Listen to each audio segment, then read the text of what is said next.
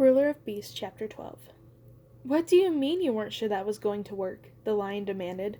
Ozma shrugged. All the legends about the Gnome King say he's obsessed with riddles and gambling, and he loves turning people into furniture and tchotchkes and that sort of thing. I knew there was no way we could actually talk to him out of invading Oz, and we're certainly not strong enough to fight him. I was hoping he'd pull something like this, but I couldn't be sure. The lion stared at her speechless. Ozma had bet the farm on a handful of legends about a king no one else knew existed and the might of his stomach. It worked, didn't it? She said, as if she could read his mind. The lion had no response to that, so he decided to think about something else. But what will happen to the people of Ev if the Gnome King was invading Oz to help them? Oh, that, Ozma said dismissively. That was a load of hooey. Ev is incredibly rich. If the people are suffering, it's his fault. His and Princess Langwidier's. There's nothing I can do about that from here. Although, once I'm sure Oz is stable, I might look into disposing them both. The princess who? Langwidier, Ozma said. She's horrible beyond belief. She has as many heads as there are days in the month, and she exchanges them at will. Pray you never meet her, or the Wheelers. The lion thought of the strange patchwork creatures he'd seen in the Gnome King's vision and shuddered. Anyway, we won, Ozma exclaimed happily. And we got the wizard's necklace back, too. Should he tell Ozma that Glinda was just as eager to find the necklace as she was? He decided against it. He'd figure out a way out of his deal with Glinda on his own. There was no way to tell Ozma about Glinda's desire for the necklace without confessing she was the one who'd sent him to the Emerald City in the first place. All this intrigue was making his head hurt, especially after the stress of saving Oz from the clutches of the Gnome King and rescuing Ozma from certain doom. We shouldn't rest here any longer, Ozma warned. Her heart sank. He'd been hoping for a long nap, but he knew the Queen was right. They were practically in the land of Ev, after all, and he'd seen all he wanted of the Gnome King. He has to obey the bargain we made, but if I know anything about the Gnome King, he'll already be trying to find a way out of it, she added. We should get back to the Emerald Palace before he tries to return this way.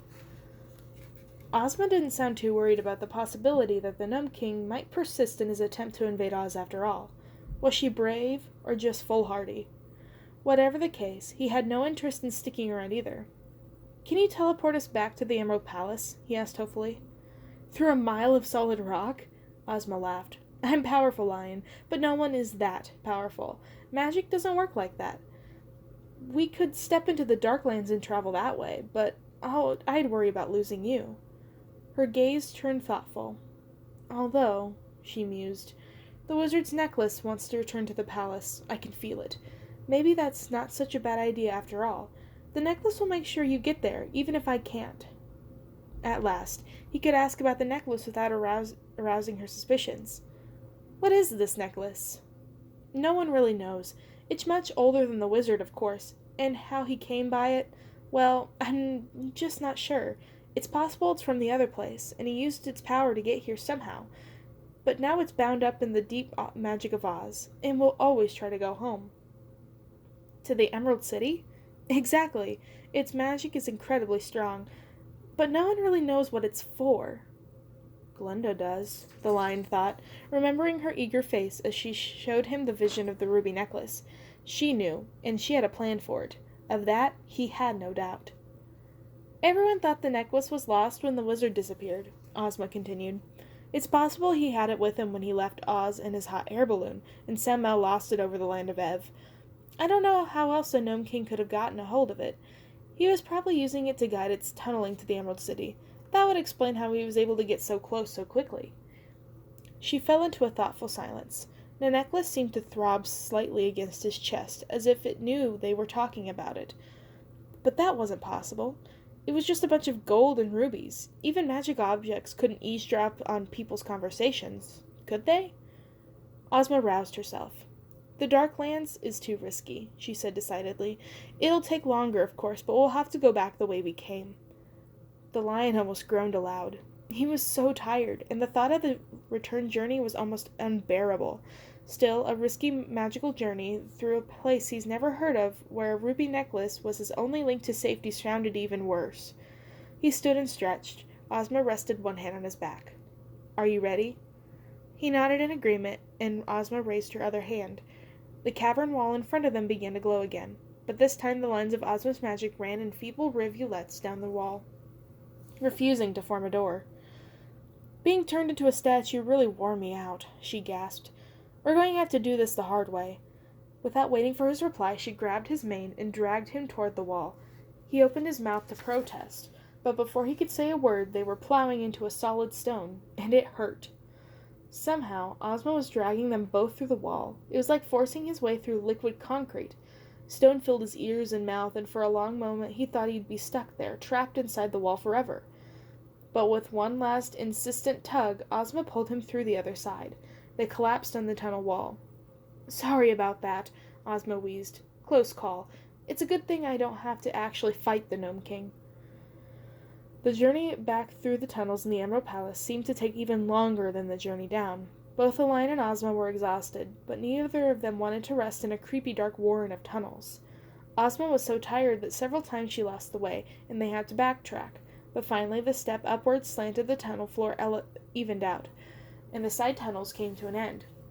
The Lion was so relieved to see the first of the torches that marked the corridor down from the Emerald Palace that he nearly cheered aloud, and Ozma perked up visibly.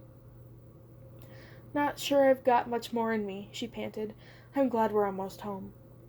It was odd seeing her weakened like this, and even more than that, hearing her admit it. He had never once seen Glinda drained of her power. He himself had never let his guard down in front of his subjects, or even Cornelius. Ozma shared her vulnerability with him freely. He felt honored, and at the same time he wanted to warn her that it wasn't the best idea. Someone else, someone other than himself, could pounce when you show your soft underbelly. At last, the rough-hewn rock of the tunnel walls gave way to the cut stone of the Emerald Palace's corridors. The Lion almost wept in relief. Ozma pulled up her hood in an attempt to conceal herself if they encountered any of the palace servants, but the halls were empty.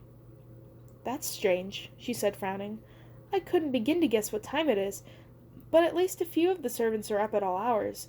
I don't know where anyone is." With a snap of her fingers, she exchanged her plain dress for a regal ball gown of emerald green satin embroidered with a pattern in gold thread that etched the delicate gold veins of her wings. Invisible hands piled her disoriented curls into an elegant updo, secured with jewel golden combs, and dazzling emerald earrings appeared on her ears. Not to be outdone, the Lion quickly licked down his mane.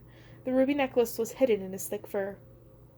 Ozma gave him an approving nod. "We don't look like we've been mucking around in nasty old tunnels and defeating the evil king," she declared. "No one will ever be the wiser. The fact that we just saved Oz will remain between the two of us." She winked, and the Lion felt an answering surge of pride. They had just saved Oz. If you get right down to it, he just saved Oz, more or less by himself. If Scare and Tin could see him now, he might not have done so impressively in the battle against Ginger, but there was no doubting the courage he'd shown while facing the Gnome King. "Your Majesty!" Both he and Ozma jumped at the sudden cry. One of the palace servants was hurrying toward them. Jilia, the Lion remembered. She was the Queen's handmaid. That was why he memorized her name. "Thank goodness you're here. What on earth have you been? We've been looking all over for you. Your guest is here." Ozma looked puzzled. "My guest?"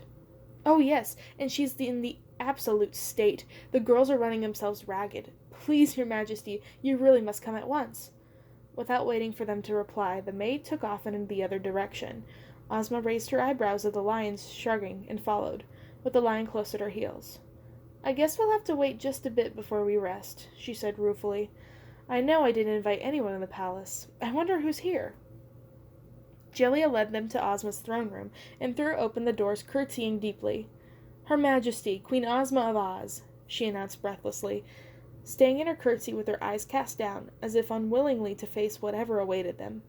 Ozma swept past her, her bearing regal. Beyond her, the Lion could see a figure silhouetted against the throne room's huge picture windows. At first he thought she was just incredibly tall, and then he realized she was hovering several inches off the ground. "My goodness," she said in her syrupy, sweet, all too familiar voice, turning to face them. "Look what the cat dragged in." She giggled, and something about the sound was definitely more terrifying than any of the Gnome King's threats. "Welcome back, dearest Ozma, and of course, your Highness," she added, bowing to the lion in a gesture that was subtly mocking. "I think you have something of mine I've come to get back."